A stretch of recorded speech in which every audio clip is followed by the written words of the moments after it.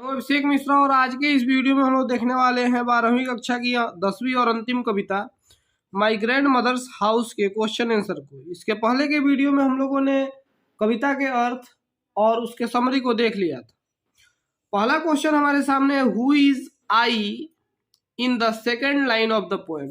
मतलब कविता के दूसरे पंक्ति में मैं कौन है, मतलब मैं का प्रयोग किसके लिए किया गया है। तो उसका जवाब है, in the second line of the poem I refers to the poetess Kamala दास।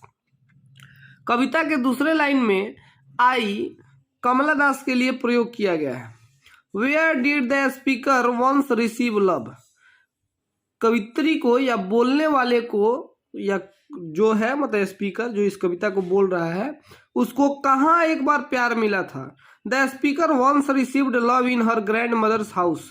कवि को या बोलने वाले को प्यार उसके दादी माँ के या नानी माँ के घर मिला था। Why did the house go into silence.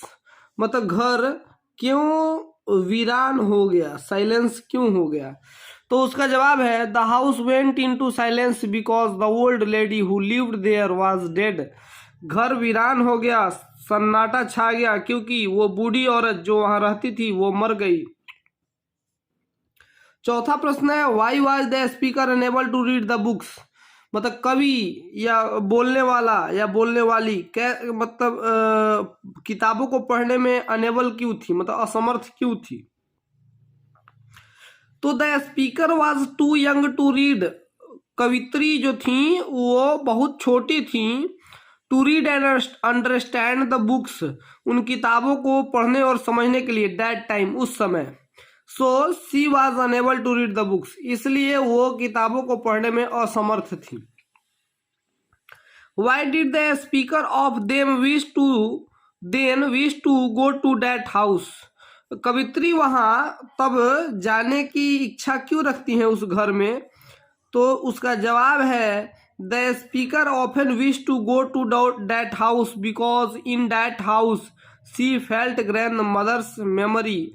मतलब कवित्री वहां जाने की बार बार इच्छा इसलिए प्रकट करती हैं क्योंकि उस घर में वो अपने नानी या दादी की यादों को महसूस करती हैं।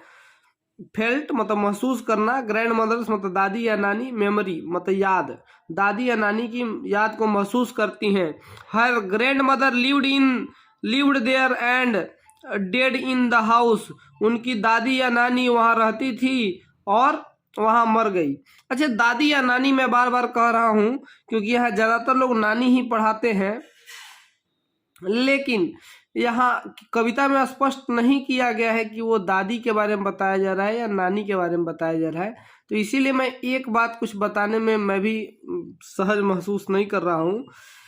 तो आप अपने से सोच लीजिएगा वो दादी थी कि नानी थी। छठा, why does the speaker say that she has lost her ways. कवित्री ऐसा क्यों कहती हैं कि वे अपना रास्ता भटक गई हैं। द स्पीकर सेज दैट, यहाँ फुल स्टॉप नहीं हुआ, गलती से आ गया है। The speaker says that she has lost her way to get love and at that time at strangers doors even in a small amount.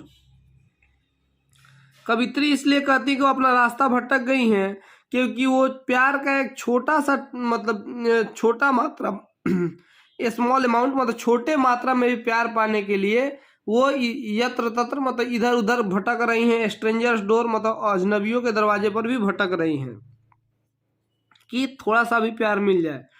सातवां प्रश्न है, why was the speaker proud of living in that house. कवित्री को क्यों गर्व था उस घर में रहने पर। तो उसका जवाब है, कहाँ गया, हाँ, the speaker had received love for a long time. कवित्री को बहुत लंबे समय तक वहां से प्यार मिला था। She moved here and there for this love. वो यहाँ और वहां भटकती हैं उस प्यार के लिए। But she could not get, लेकिन उनको नहीं मिल पाता है, वो नहीं पा सकी। She got it only in her old house. वे मतलब उस प्यार को सिर्फ अपने पुराने घर में महसूस करती हैं। So the speaker proud of living in that house, इसलिए कवित्री को वहाँ मैंने उस पुराने घर में गर्व है, घर पे गर्व है। Is the speaker satisfied with her parents life, if not why? अगर क्या कवित्री अपने माँ बाप प्रेजेंट लाइफ, माफ कीजिएगा, क्या कवित्री अपने वर्तमान जीवन से खुश है? अगर नहीं तो क्यों? No, the speaker is not satisfied with her present life. नहीं, कवित्री अपने वर्तमान जीवन से खुश नहीं है। Because she feels a lack of love, क्योंकि लेक ऑफ, जहां भी लेक ऑफ आ जाए वहां समझिएगा अभाव, क्योंकि वह प्यार का अभाव महसूस करती हैं। शी ऑल्सो फील्स लोनलीनेस, मतलब वह अकेलापन भी महसूस करती हैं। She is unable to get love, वह प्यार पाने में असमर्थ है। एंड गाइडेंस, और मतलब गाइडेंस कहते हैं कि एक रास्ता जो बताते हैं उनको गाइडेंस कहते हैं। हमारे माँ बाप हमारा गाइडेंस करते हैं, हमारे टीचर्स हमारा गाइडेंस करते हैं, मतलब एक रास्ता बताना आगे चलने का, या देखभाल करना भी आप यहाँ पे कर सकते हैं। तो which she had at grandmother's house during her childhood, जब वह छोटी थी तो उनको अपने बचपन के दौरान, तो अब उनको जो अपने ग्रैंड मदर हाउस में जो गाइडलाइंस मिलता था या गाइडेंस मिलता था या प्यार मिलता था वो अब नहीं मिल पाता है। अब है एक्सप्लेन द फॉलोइंग लाइंस, इसको ध्यान से पढ़िए, ये 4 नंबर का प्रश्न पूछा जाता है। पहला इसमें है there is a house now far away one where once I received love, मतलब एक घर है जो बहुत दूर है जहां एक बार मुझे प्यार मिला था। इसको एक्सप्लेन करते हैं। These lines are taken from the poem My Grandmother's House, तो ये पंक्तियां कविता माई ग्रैंड मदर्स हाउस, इसको इन्वर्टेड कोमा से घेर दीजिएगा, से ली गई हैं। विच इज कंपोज्ड एक साथ रहेगा, composed by autobiographical poetess Kamala दास, जो एक आत्मकथा मुख्य रूप से लिखने वाली लेखिका या आत्मकथा लिखने वाली लेखिका कमला दास के द्वारा लिखा गया है।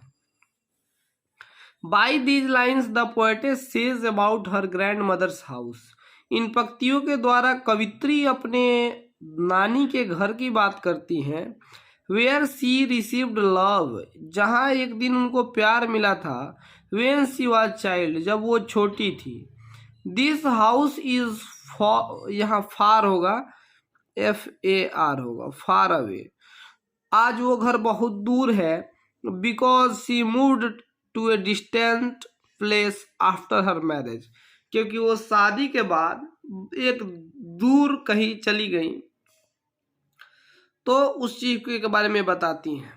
अगला हमारा लाइन एक्सप्लेनेशन में लाइन है कि snacks moved among books I was then too young. अब आंसर यहाँ शुरू होता है, ये एरो गलती से यहाँ पे आ गए, यहाँ होगा। These lines are taken from poem My Grandmother's House, which is composed by autobiographical poetess कमला दास। ये मैंने यहाँ पे बता दिया था। By these lines the poetess says that when she was child, इन पंक्तियों के द्वारा कवित्री कहती हैं कि जब वे छोटी थी, she lived at her grandmother's house, तब वे अपने नानी के घर रहती थी। She could not read book at that time, वो तब किताबें नहीं पढ़ सकती थी। नाउ हर ग्रैंड मदर इज नो मोर, आज उनकी नानी नहीं है। And snakes are moving there, और सांप वहाँ घूमते हैं। इस प्रकार यह कविता समाप्त हुई। इसके सारे क्वेश्चन आंसर को भी हम लोगों ने देख लिया। आज के इस वीडियो में बस इतना ही।